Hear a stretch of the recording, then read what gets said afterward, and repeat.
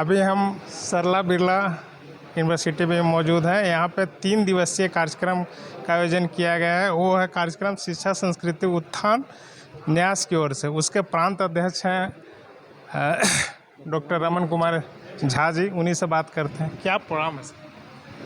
ये प्रोग्राम है कम से कम 20-25 यूनिवर्सिटी से पूरे देश से 400 के करीब लोग आना है। उन सबका एक अभ्यास वर्ग भी है और एक कार्यशाला है जिसमें शिक्षा संस्कृति उत्थान न्यास के बहुत सारे विषय हैं। 11 विषय जैसे उन्होंने कहा, उसके 4 आयाम हैं और उसके कुछ अभियान भी हैं जिसमें शिक्षा की में भाषा और उसकी बहुभाषीय शिक्षा की बात है। शिक्षा के साथ कैसे तकनीकी का समन्वय हो, शिक्षा के साथ कैसे हम अपनी पुरानी परंपराओं को भी जोड़ें और हमारी जो ज्ञान प्रतिपन जो पहले से चला आ रहा है उसको जो हम भूलते चले जा रहे हैं या छोड़ते चले जा रहे हैं, कैसे उसको फिर से वापस लाएं। इसका मतलब पूरी शिक्षा में ये परिवर्तन होना ज़रूरी है जो कि राष्ट्रीय शिक्षा नीति 2020 में आया है।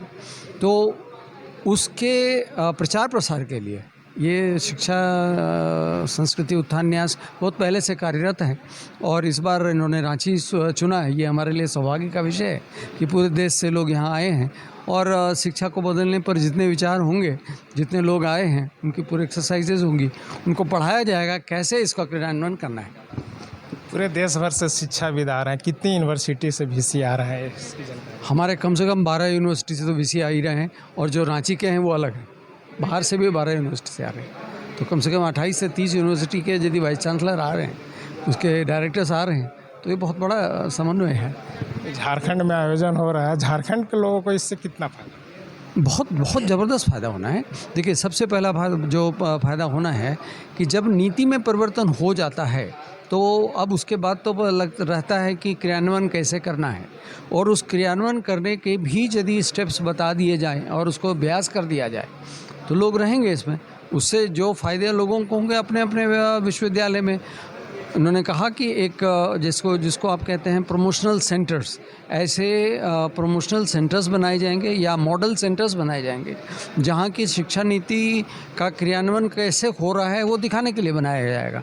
तो कम से कम 1, 2, 3 विश्वविद्यालय ऐसे हो जाएं जहाँ पर कि शिक्षा नीति कैसे क्रियान्वित हो रही है वो दिखाया जा सके। लोग आके वहाँ से सीख के जाएं और अपना करें, क्योंकि करना तो है, अब नीति बन चुकी है। झारखंड में सबसे जो हम सवाल है झारखंड के लिए, यहाँ शिक्षा से अभी भी बहुत ऐसे सुदूरवर्ती इलाके हैं जो शिक्षा से अनभिज्ञ हैं। उन तक शिक्षा का जो पाठ है वो नहीं पहुँच पाया। उसके लिए क्या वो समझ रहे हैं हम? देखिए, शिक्षा गांव तक जाएगी वो विद्यालयों का विषय है। हम तो हायर एजुकेशन में हैं तो विद्यालय सुदूर में है ही है और विद्यालय से ही असल शिक्षा शुरू होती है। तो ये शिक्षा नीति पहली बार ऐसा है जिसमें कि विद्यालय से लेके कॉलेज से लेके फिर विश्वविद्यालय और रिसर्च लेवल तक के सबका इंटीग्रेशन है। तो ऐसा भी है उस नीति के अंदर कि कई विश्वविद्यालयों को, कुछ विद्यालयों को गोद लेना पड़ेगा। तो ऐसी भी परंपरा है। अब ये है, लेकिन क्रियान्वित कैसे हो उस पर ज़रूर अभी तक संशय है, लेकिन ये होना शुरू हो चुका है। होगा, समय लगेगा जितना लगे। एक चीज़ और हम जानना चाह रहे थे कि सर, इतना बड़ा जो कार्यक्रम का आयोजन हो रहा है, इससे झारखंड में व्यापक प्रभाव पड़ेगा क्या? बिल्कुल पड़ेगा। देखिए, झारखंड के सभी विश्वविद्यालय, यहाँ कम से कम 1600 तो प्राइवेट विश्वविद्यालय हैं और भी सभी ने कम से कम अपनी राशि से और अपना जो प्रेजेंस रहेगा वो दोनों अपने उनके कार्यकर्ता लोग जुड़े हुए हैं। तो सभी लोग आके यदि इसमें पूरे कार्यक्रम में सहयोग दे रहे हैं तो इसका मतलब है कि ये उत्साह है। तो ये उत्साह जगाना ही बहुत बड़ा काम है।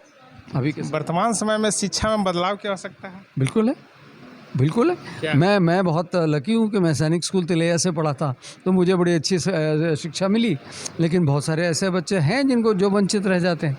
तो वंचित जो रहते हैं उनको भी आगे बढ़ना है। नीति में अभी ये कह दिया गया है, आप किसी भी भाषा में पढ़ना चाहो पढ़ो, किसी भी भाषा में पढ़ाना चाहो पढ़ाओ, और किसी भी भाषा में एग्ज़ाम भी लेना चाहो तो लो। तो ये सुलभता तो आ रही है। तो पहले ये बहुत रिजिड वॉल्स था तो अब तो ऐसा है कि साल में 2 बार एडमिशन भी हो सकता है। जो अब यदि आपने फिज़िक्स नहीं भी पढ़ा है तो भी आप टेक्नोलॉजी कर सकते हैं।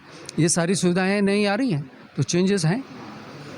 ये थे डॉक्टर रमन कुमार झा जी। इन्होंने साफ तौर पे कहा कि यहाँ पे जो कार्यशाला का आयोजन होगा इससे झारखंड के लोगों को बहुत ज़्यादा फ़ायदा होने वाला है। रांची से विपिन कुमार।